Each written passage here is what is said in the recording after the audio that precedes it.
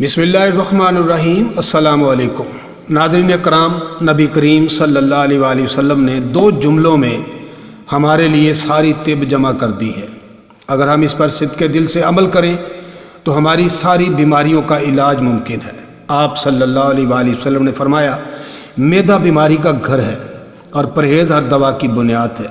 خواتین و حضرات، ہر شخص یہ چاہتا ہے کہ ہم صحت مند نظر آئیں، خوش رہیں اور لمبی عمر پائیں، مگر کیسے؟ سب سے پہلے تو یہ دیکھیں کہ آپ کھاتے کیا ہیں، آپ پیتے کیا ہیں۔ کیا آپ کو یہ پتہ ہے کہ فیٹ یعنی چکنائی یا چربی کی زیادتی دوسری غذاؤں کے مقابلے میں بہت زیادہ نقصان دہ ہے؟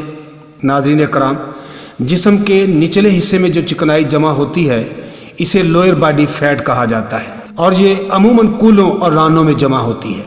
اگر چربی پیٹ پر جمع ہو جائے تو یہ صحت کے لیے نسبتاً زیادہ نقصان دہ ہوتی ہے، کیونکہ یہی high blood pressure, heart attack اور دل کی دوسری بیماریوں کا موجب بنتی ہے۔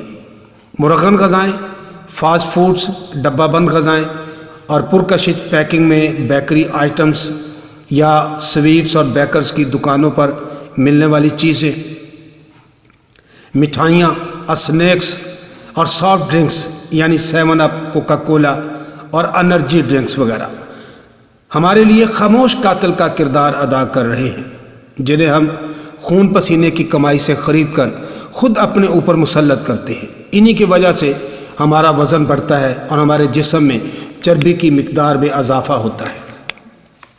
آج ہم آپ کو وزن کم کرنے اور جسم میں موجود چربی کو گھلانے کے لیے عربی ارگ کا صدیوں پرانا نسخہ بیان کر رہے ہیں۔ اگر آپ صحت آور غذائی شیڈول اور اپنی عمر اور صحت کے مطابق ورزش اور واک کو اختیار کر لیں تو صرف 1 مہینے میں ہی حیرت انگیز نتائج برآمد ہو سکتے ہیں۔ نسخہ کے اجزاء نوٹ کر لیجیے۔ پانی 1 لیٹر، کٹی ہوئی سونف 2 چائے کے چمچ، نوشادر 1/2 چٹکی، چھوٹی ہرٹ اس کا سفوف بنا لیں 1 چائے کا چمچ، سبز الائچی 7 یا 8 عدد، براؤن چینی 20 گرام، پسی ہوئی جل وتری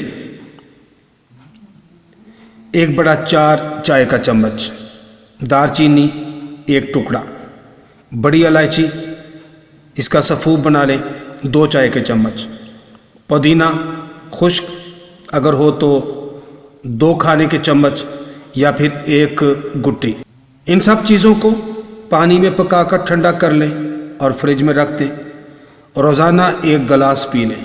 اس ارگ سے آپ کے چہرے کی رنگت نکھر جائے گی، چہرہ صاف ہوگا، پیشاب کی جلن ختم ہو جائے گی، چربی گھلے گی اور آپ کے بالوں پر بھی اس کا بہت اچھا اثر پڑے گا۔